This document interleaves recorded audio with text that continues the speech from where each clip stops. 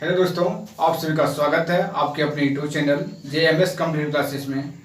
आप सभी को सबसे पहले तो शिक्षक दिवस की ढेर सारी शुभकामनाएं और आप सभी अच्छे से पढ़िए, मेहनत कीजिए और अपने माता पिता के सपना को पूरा कीजिए। तो चलिए हम लोग क्वेश्चन की ओर बात करते हैं। आज की क्लास में हम लोग बात करेंगे रीजनिंग की प्रीवियस क्वेश्चन की।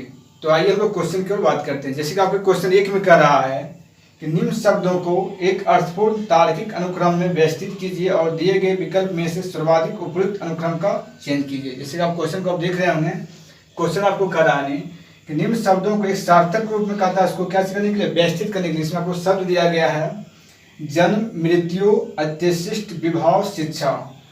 तो इस मतलब इस वर्ड को हम लोग इस प्रकार से सजाएंगे जो कि आपको एक क्या मतलब क्रमबद्ध हो।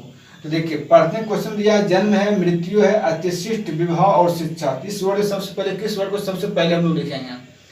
तो देखिए इसमें जो दिया गया वर्ड है इसके अनुसार हम लोग सोचेंगे तो सबसे पहले व्यक्ति का क्या होता है नहीं, जन्म होता है। मान लिया किसी का जन्म होता है, जन्म होने के बाद उसका क्या होता है नहीं, उसको जो है शिक्षा दिया जाता है। उसको क्या दिया जाता है, शिक्षा। शिक्षा देने के बाद जो होता है क्या, बच्चे बड़े होते हैं तो फिर विवाह किया जाता है।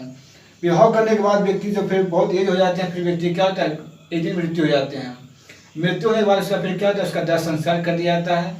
तो इस प्रकार से क्या होगा, इस वर्ड में जो आपको इस तरीका सब सजाइएगा। तो इसमें सबसे पहले आपको क्या होगा, जन्म होगा। तो इसमें सबसे पहले जो हम लोग लिखेंगे, क्या लिखेंगे इसमें, जन्म। तो पहला जो आपको क्वेश्चन का होगा, इसका आंसर जो बनेगा नहीं, सबसे पहले किस वर्ड को सबसे पहले इसको सजाएंगे, सबसे पहले हम लोग जन्म को लेंगे, क्योंकि पहले व्यक्ति क्या होता है, जन्म होता है। तो जन्म देखिए आपको 1 नंबर में दिया गया। पहले 1 नंबर वर्ड क्या होगा, आपको सबसे पहले आएगा नहीं। उसके बाद देखिए फिर जन्म के बाद व्यक्ति क्या होता है, शिक्षा दिया जाता है। तो शिक्षा किस वर्ड स्थान पर दिया गया, 5वां स्थान पर दिया गया। तो 5वां वर्ड आपको दूसरा स्थान पर आएगा।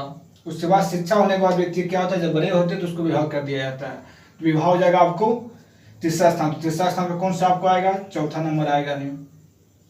फिर देखिए आपको यहाँ दिया गया है, विवाह होने के बाद व्यक्ति क्या होता है, जब बड़े हो जाते हैं, बुजुर्ग हो जाते हैं, तो उसकी क्या होती है, मृत्यु हो जाती है। तो उसके बाद क्या होता है, मृत्यु आएगा।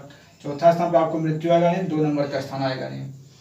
उसके बाद देखिए आपको 3 नंबर में दिया अत्यशिष्ट। व्यक्ति जब मृत्यु जाता है उसका क्या किया जाता है, दाह संस्कार किया जाता है, यानी अंतिम संस्कार किया जाता है। तो इसमें अत्यशिष्ट हो जाएगा आपको सबसे लास्ट में। तो 3 नंबर आपको चला जाएगा सबसे अंत में। तो देखिए इस तरीका से आपको ऑप्शन किस में दिया गया है, तो आपके ऑप्शन देखिए इस तरह का जो मतलब सजाया हुआ क्रम जो मिल रहा है, ये आपको ऑप्शन नंबर 3 में दिया गया है। देखिए ऑप्शन नंबर सी में आपको क्या है, 1, 5, 4, 2 और 3। इस प्रकार से प्रश्न का आंसर क्या होगा, ऑप्शन नंबर सी इसका राइट होगा नहीं। चलिए आपको ये प्रश्न को समझ गए। इसी प्रकार से कि आपके क्वेश्चन नंबर 2 में फिर एक क्वेश्चन दिया गया है जो कि आपको इसी प्रकार का एक वर्ड दिया गया है। इसमें क्या है, 2 नंबर में कह रहा है परामर्श, बीमारी, डॉक्टर, उपचार, स्वास्थ्य लाभ। तो देखिए इसमें परामर्श दिया गया है, बीमारी दिया गया है, डॉक्टर है, उपचार है और स्वास्थ्य लाभ है। तो इस सारे वर्ड को हम लोग इसी प्रकार से कैसे सजाएंगे। तो सबसे पहले देखिए क्या होता है, एक एग्जाम्पल लिया जाए। सबसे पहले जो व्यक्ति क्या होता है, बीमार हो जाते हैं।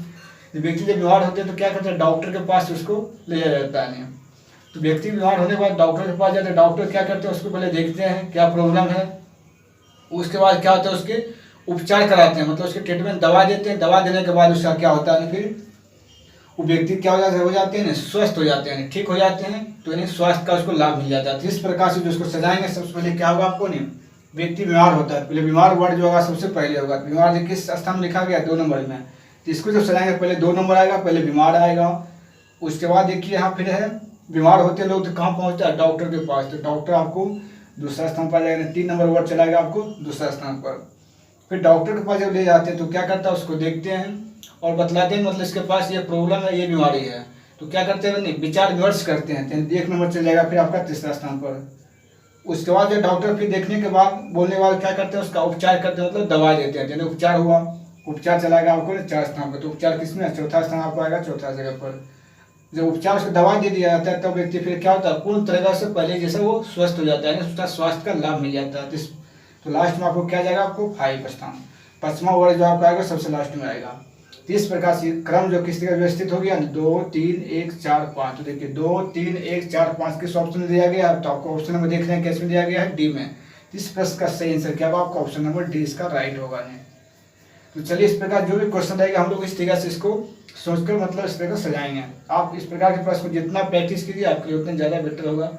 तो आइए हम लोग नेक्स्ट क्वेश्चन की बात करते हैं, प्रश्न संख्या 3 की ओर। देखिए प्रश्न संख्या आपको 3 कर रहा है, नहीं ये प्रश्न 3 कर रहा है कि 6 व्यक्ति A, B, C और D और E एवं F एक घेरे में खड़े हैं, एफ और सी के बीच में कहता है बी है, ई और डी के बीच में ए है, डी के बाईं और एफ है, और ए और एफ के बीच में कौन है? कहता है ए और एफ के बीच में कौन है। देखिए आपको इस सेटिंग अरेंजमेंट में क्वेश्चन दिया गया कि आपको जो 6 व्यक्ति जो क्या एक मतलब घेरे मतलब गोल घेरा में क्या वो बैठा हुआ है।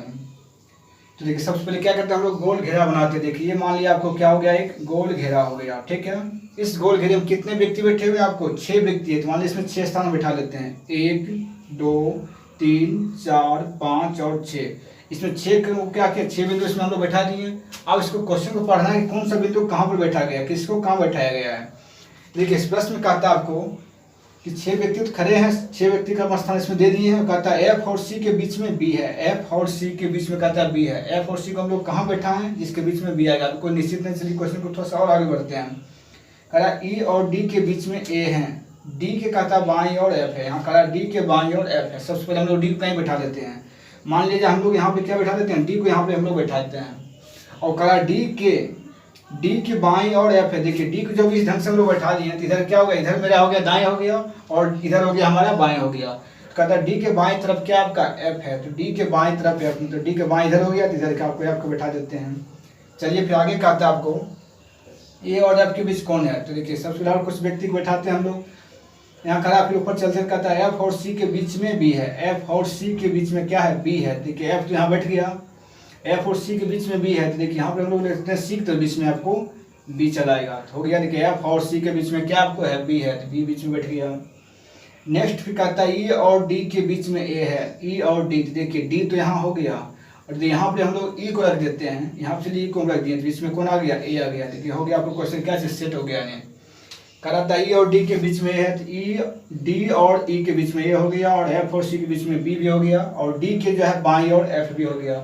चलिए क्वेश्चन मेरा सेट हो गया। अब क्वेश्चन इसमें क्या करा आपको कि ए और एफ के बीच में कौन है।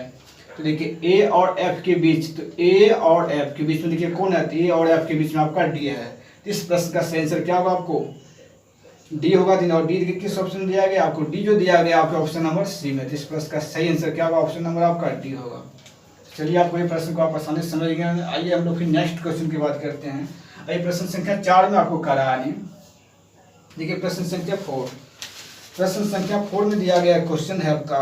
कहता है ये कक्षा में रंजन, ये कक्षा में क्या आपको रंजन का स्थान ऊपर से 9वां और नीचे से कहता है 48वां, ये 38वां है। तो कक्षा में कहता है छात्रों की कुल संख्या क्या है। देखिए जब इस प्रकार का आपको क्वेश्चन दिया जाए कि एक ही व्यक्ति का स्थान जो ऊपर से दिया रहे और उसी व्यक्ति का स्थान जब नीचे से दिया रहे, तो उसमें आपको टोटल व्यक्ति का स्थान पूछे नहीं, तो क्या करना है, दोनों की स्थिति को जोड़ कर उसमें एक घटा देंगे। क्योंकि एक व्यक्ति जो है वो कहता है उसका नीचे से स्थान कितना है, नीचे से स्थान उसका जो है ऊपर से स्थान कहता है 9वां। मान लिया एक व्यक्ति यहाँ पर है, ऊपर से उसका स्थान कितना है, ऊपर से उसका स्थान कह 9वां है। और करा फिर इसी व्यक्ति के जो स्थान है नीचे से, इसी व्यक्ति का स्थान क्या आपका नीचे से करा नहीं, इसी व्यक्ति की जो स्थान है आपका फिर नीचे से, इस व्यक्ति का स्थान क्या रहा आपका नीचे से। देखिए इसी व्यक्ति का मतलब इसी बिंदु पर नीचे से जो स्थान है वो कितना, नीचे से स्थान दिया गया आपका 38। यानी एक ही व्यक्ति के ऊपर से स्थान यहाँ पर जो मतलब व्यक्ति बैठा हुआ है जिसको ऊपर से मतलब काउंटिंग करने वाला 9वां स्थान पर, और नीचे जब उसको काउंटिंग करता है तो वही व्यक्ति जो आपका 38वां स्थान पर आता है। तो कहता है इस कक्षा में कुल टोटल कितनी संख्या है, छात्रों की संख्या कुल कितना। देखिए यहाँ नीचे से मतलब इस बिंदु पर आए, ऊपर से फिर इस बिंदु पर आए, यहाँ देखिए इस बिंदु पर क्या है डबल काउंट कर रहे हैं हम लोग, ऊपर से भी गिन रहे हैं नीचे से भी गिन रहे हैं, मतलब इसी बिंदु डबल काउंट कर दिए। इसलिए इस प्रकार क्वेश्चन को हम लोग क्या, जब एक ही व्यक्ति को जब ऊपर से स्थान दिया जाए और नीचे से जब स्थान दिया जाए तो दोनों का जो है स्थिति को जोड़ कर उसमें क्या करेंगे, एक को घटा देंगे। तो देखिए यहाँ पे व्यक्ति का टोटल इसमें कितना छात्र होगा नहीं, तो आपका टोटल जो इसमें स्टूडेंट जो होगा इस प्रश्न में कितना हो जाएगा आपको 38 + 9 - 1, मतलब इसका ऊपर का स्थान और नीचे का स्थान को क्या करेंगे जोड़ कर घटा देंगे। तो देखिए 38 और 9 हो गया कितना आपका 47, 47 में जब ये घटाएंगे तो कितना आपको आएगा 46 आएगा। इस प्रश्न का सही आंसर क्या होगा आपको 46। देखो 46 ऑप्शन किसमें दिया गया है, तो 46 आपका ऑप्शन सी में दिया गया। तो इस प्रश्न का सही आंसर क्या हो गया, ऑप्शन सी हो गया। तो चलिए आप ये प्रश्न को आप समझ गए होंगे।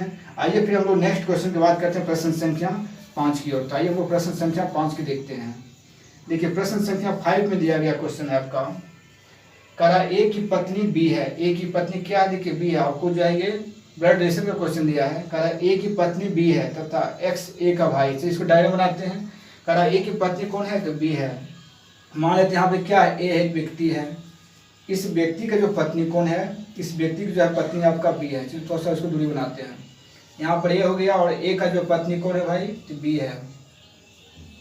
ए का जो पत्नी हो गया आपका वो कौन हो गया, नहीं बी हो गया। कहता है ए की पत्नी बी है तथा एक्स जो है ए का भाई है। देखिए ए इधर है, ए का भाई कौन है, तो कहता है एक एक्स, ए जो है ए का भाई क्या है, एक्स है, तो ए का भाई ले लिए कौन, एक्स हो गया। नहीं फिर आगे कहता है आपको वाई बी की बहन है।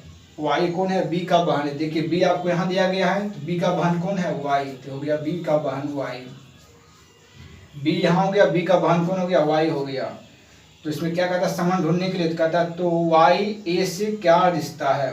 वाई का कहता है ए से क्या रिश्ता है, मतलब से किसमें लगा हुआ है, ए में लगा हुआ है। नहीं तो कहता है वाई का ए से क्या रिश्ता, मतलब जिसमें से लगा रहे उसके बारे में सोचना है हम लोग को। से लगा हुआ ए के साथ, तो मतलब ए को जो है वाई कौन लगेगा, ए को जो है वाई कौन लगेगा, ये हमको सोचना है। तो देखिए ए को वाई कौन लगेगा। नहीं तो यहाँ हम लोग देख रहे हैं ए का पत्नी बी है और जो है ए का भाई तो एक्स है, तो एक्स को मतलब हमको एक बार पूछा कि ए को जो कौन लगेगा, वाई। तो देखिए ए का पत्नी जब बी हो गया है, किसी व्यक्ति का पत्नी का बहन, उस व्यक्ति से क्या संबंध बनेगा, तो उस व्यक्ति का क्या रिलेशन आएगा, तो उस व्यक्ति का जो रिलेशन आएगा उसमें शालिका आएगा। क्योंकि पत्नी ए का पत्नी जब बी है, बी का बहन जब वाई है, इस व्यक्ति का जो है पत्नी का बहन क्या लगेगा, उसको शाली लगेगा। तो ए का रिलेशन जो है वाई साथ क्या होगा, नहीं शाली का रिलेशन होगा। तो इस प्रश्न का सही आंसर क्या होगा, ऑप्शन नंबर ए यानी शाली होगा। नहीं इसका आंसर क्या हो गया, ऑप्शन नंबर ए इसका सही आंसर हो गया। नहीं चलिए आप ये प्रश्न समझ में आइए। हमको हमारा प्रश्न एक और है, उसको हम लोग देखते हैं। देखिए प्रश्न संख्या हम लोग बात कर रहे हैं 6 की ओर।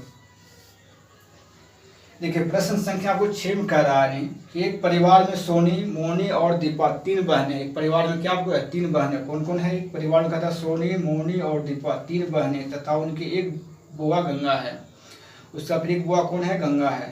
कहता सोनी छोटी है, सोनी कहता सबसे छोटी है, परंतु मोनी दीपा से छोटी है। गंगा दीपा से बड़ी है, मोनी सोनी से बड़ी है। तो कहता सबसे बड़ी कौन है, इसमें सबसे बड़ी को चुनना है। देखिए हम लोग क्या करते हैं, इस प्रश्न को बनाने सबसे पहले हम लोग क्या करते हैं, व्यक्ति को जो है हम लोग छोटे बड़े के अनुसार क्या करते हैं, इसको क्रमबद्ध करते हैं। मान लीजिए छोटा व्यक्ति जो होगा सबसे नीचे होगा, जो बड़ा होगा उसके ऊपर हाइट में जाएगा, मतलब हाइट के अनुसार इसको हम लोग सजाते हैं। मान लिया जाए क्या है, इसमें 4 व्यक्ति है। देखिए करा इसमें जो है आपको 3 गो, मतलब सोनी, मोनी, दीपा 3 बहन है, उसका एक बुआ, मतलब 4 व्यक्ति हो गए। मतलब इस लाइन में क्या है, 4 व्यक्ति। देखिए 1 2 3 और 4, हम लोग यहाँ क्या किए, 4 व्यक्ति को बैठा दिए। देखिए इस प्रकार से 4 व्यक्ति क्या है, ऊपर एक कतार है। नहीं जिसमें कहता है आपको कि सबसे जो छोटी कौन है, सबसे छोटी कहता है सोनी है। सोनी सबसे छोटी है। ठीक है सोनी को सबसे पहले कहाँ बैठाते हैं, नीचे। तो छोटा व्यक्ति नीचे हो जाएगा, जो बड़ा व्यक्ति होगा ऊंचाई का, जो बड़ा होगा ज़्यादा ऊंचा होगा तो ऊपर जाएगा। वो सोनी हो गया सबसे छोटा, तो नीचे रख दिए हैं। नेक्स्ट फिर कहता है परंतु मोनी दीपा छोटी है, और यहाँ लिखा हुआ मोनी सोनी से बड़ी है। मोनी क्या है, सोनी से बड़ी। देखिए सोनी से बड़ा कौन है, मोनी। चलिए मोनी को यहाँ बैठा देते हैं इसके ऊपर। फिर नेक्स्ट करा आपको परंतु मोनी जो है दीपा से छोटी है, परंतु मोनी जो क्या है, दीपा से छोटी है। इसका मतलब दीपा क्या होगा, मोनी से बड़ा होगा, तब तो दीपा से छोटा मोनी होगा। दीपा हो गया क्या चाहिए आपको, तीसरा स्थान पर। तीसरा स्थान पर दीपा हो गया। नहीं और कहता गंगा जो है दीपा से बड़ी है। गंगा क्या है, दीपा से बड़ी कौन है, गंगा। यहाँ हो गया सबसे ऊपर में हो गया आपको गंगा। तो देखिए इस प्रकार से क्या हुआ, 4 व्यक्ति का हम लोग सजा दिए। मतलब पहले सोनी हो गया, उसके ऊपर जस्ट मोनी, उसके बाद दीपा, सबसे लंबा कौन हो गया आपको, गंगा हो गया। नहीं तो कहता है इसमें, तो कहता बताए कि इसमें सबसे बड़ी कौन है। सबसे बड़ी देखिए इसमें कौन है, सबसे छोटा तो हो गया सोनी हो गया, फिर मोनी हो गया, दीपा हो गया, हाथ की गंगा सबसे क्या है, सबसे बड़ी है। नहीं इस प्रश्न का सही आंसर क्या होगा आपको, गंगा। इस प्रश्न का आंसर जो होगा आपको, सबसे बड़ा व्यक्ति कौन है, गंगा है। इसका ऑप्शन नंबर किसमें गंगा दिया गया, ऑप्शन नंबर सी में दिया गया। इस प्रश्न का सही आंसर क्या होगा, ऑप्शन नंबर सी इसका राइट आंसर हो जाएगा। देखिए कुछ व्यक्ति है इस प्रश्न में क्या ध्यान से भी सोचते हैं, कुछ व्यक्ति इसको दूसरी तरीका से भी सोचते हैं। जैसे देखिए कहा आपको कि गंगा क्या है, गंगा जो है दीपा, सोनी और मोनी का क्या है, नहीं बुआ, मतलब फुआ है। नहीं कुछ व्यक्ति सोचते हैं जितना मतलब फुआ जो होंगे वो क्या होंगे, नहीं ये सभी से बड़े होंगे, क्योंकि बुआ पहले आते हैं उसके बाद दीपा, सब ये मतलब आते हैं। लेकिन ऐसा बात नहीं है। नहीं कुछ व्यक्ति का क्या होता है, फुआ से मतलब ये क्या होता है, नहीं बाद, मतलब किसी व्यक्ति जो फुआ ज्ञान होता है व्यक्ति के बाद में भी होता है। नहीं किसी व्यक्ति का पहले भी होता है, ऐसा भी कंडीशन कुछ होता है। नहीं कुछ व्यक्ति जो ढंग से सोचेंगे तो क्या होगा, उसका नाम गलत हो जाएगा। तो ढंग से नहीं सोचना है, हम लोग डायग्राम बनाएंगे। इस तरह से प्रश्न हमको कर रहा है, उसके अनुसार हम लोग सोच करके बनाएंगे। डायरेक्ट बनाने की कोशिश कीजिएगा तो आपका ऑप्शन क्या होगा, रॉन्ग में चला जाएगा। नहीं तो चलिए इतना सारे प्रश्न को आप समझ गए। तो चलिए आज क्लास को हम लोग यहीं तक रखते हैं, फिर हम लोग मिलते हैं नेक्स्ट क्लास में। जब तक आप सभी के लिए बहुत बहुत धन्यवाद।